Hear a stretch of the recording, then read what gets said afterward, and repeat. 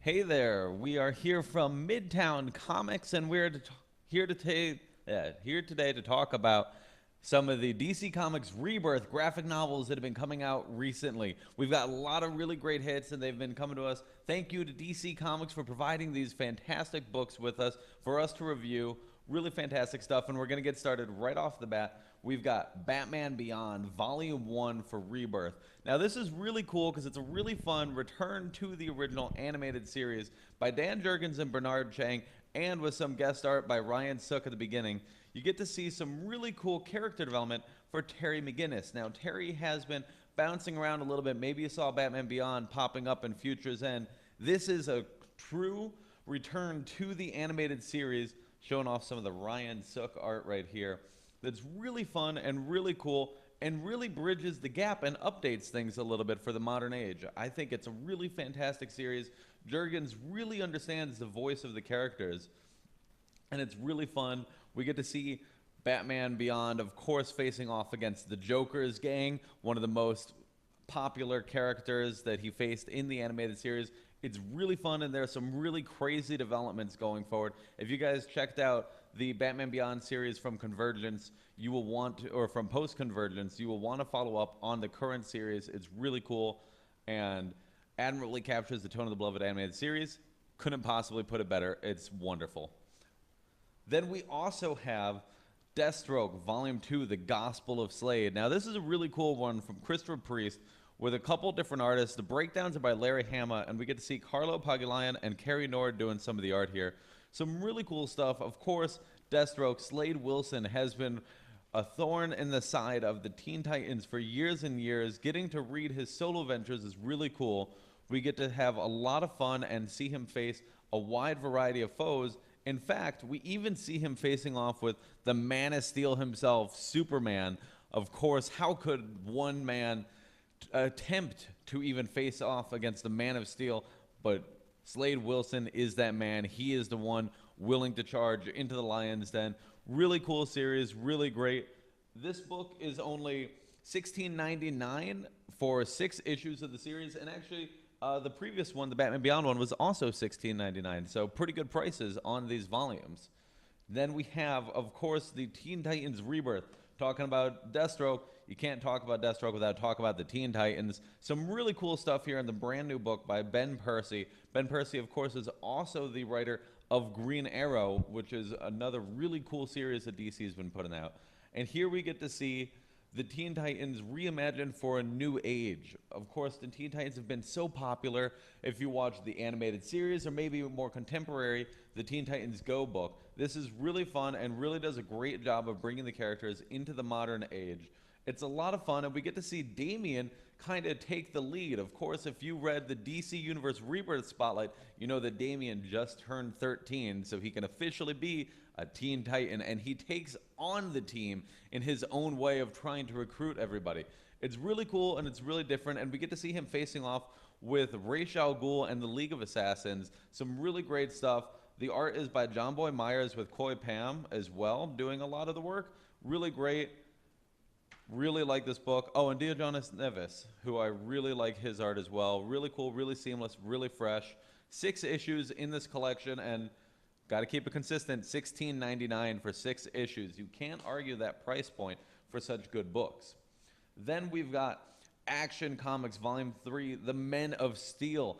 Ever since Jeff Johns brought Lex Luthor into the Justice League, he has been going on a more heroic path.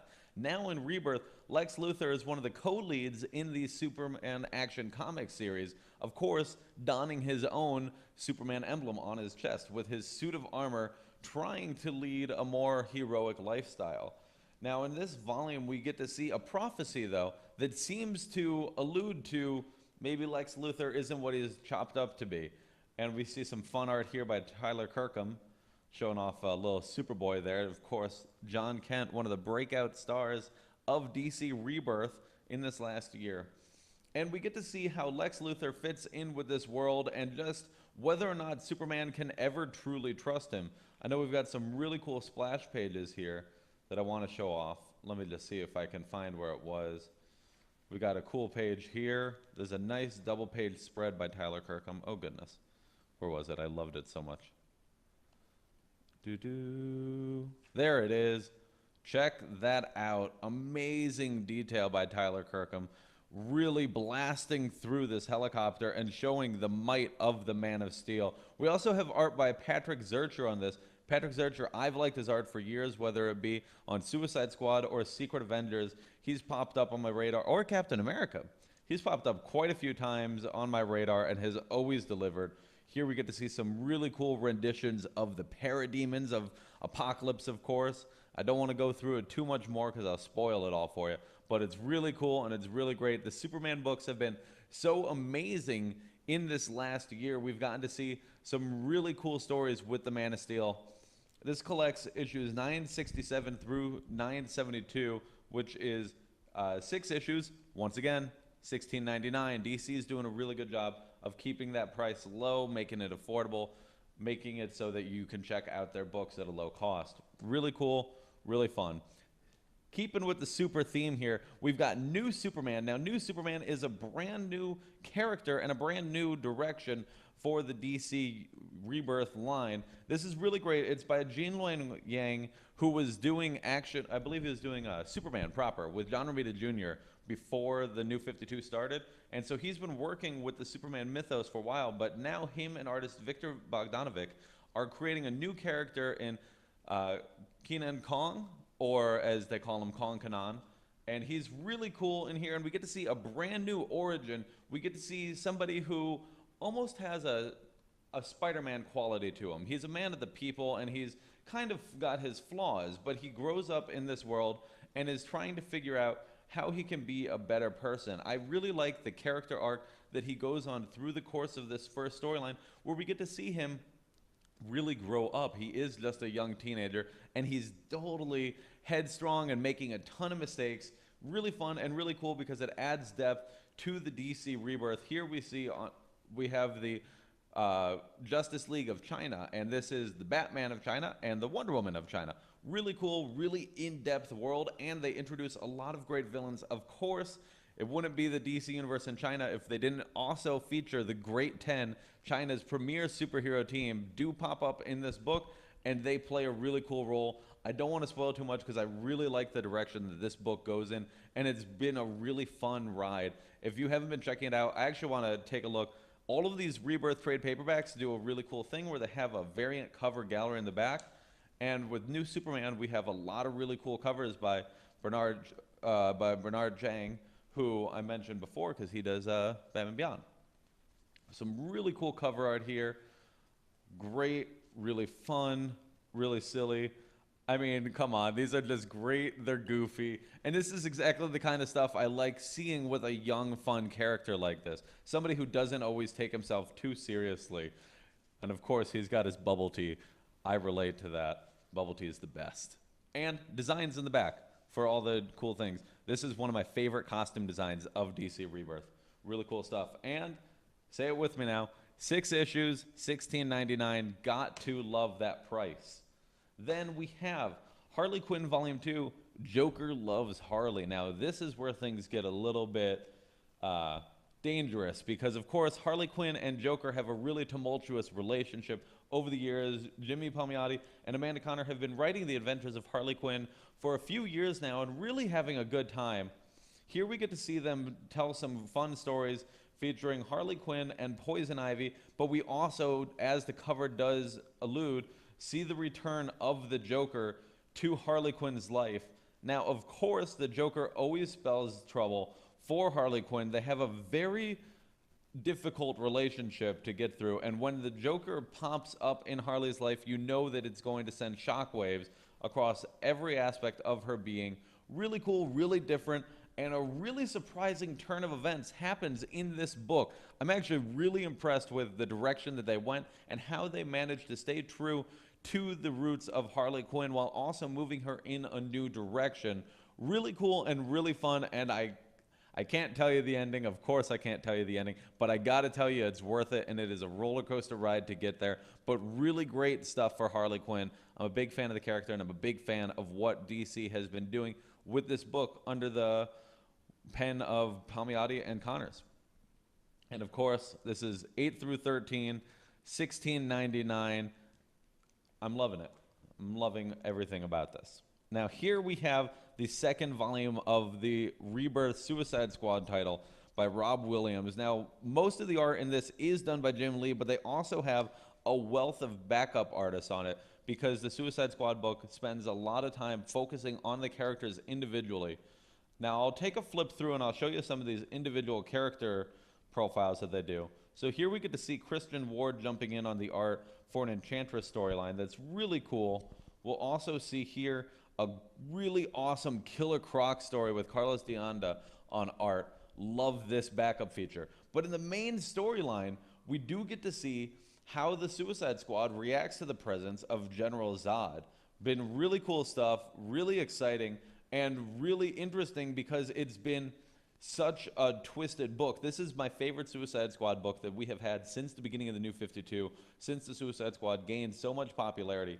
In the last few years, it has obviously been a property with a lot of eyes on it. If you guys saw the movie and you were looking to check out the book, I cannot recommend the Suicide Squad comic enough. It is so much fun. Now, this one is $16.99, and it only includes 4 issues of the main series, but it does include the extra bonus size Harley Quinn and the Suicide Squad April Fool's Day special, which was really fun and actually launched this new direction for the team. Here we get to see Jim Lee doing some really cool art drawing Man-Bat. Man-Bat, of course, a Batman villain that I can't get enough of. He doesn't pop up too often, but every time it's so cool because he's such a great character design. Really fun stuff. And in this issue, we get to see a lot of stuff inside of Harley Quinn's head with Sean Galloway on art, which is really fun and a nice treat because I mostly follow him for web art, not too often in the books. So love seeing him pop up in here.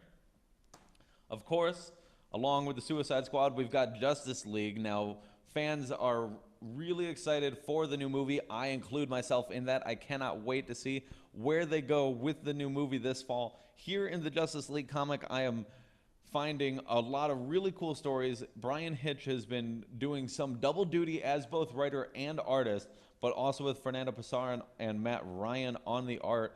The Justice League book has been really cool as we get to see a bit of a shakeup to the team lineup now that it's got 2 different Green Lanterns on the team.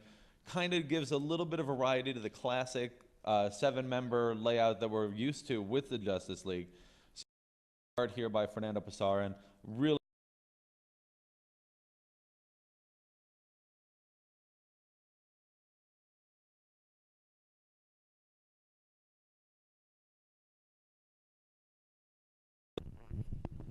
Then we also have some great Aquaman stuff here. We get to see Atlantis and some flashbacks. This is really cool because it really builds up the world of the Justice League and what their worldwide presence is like.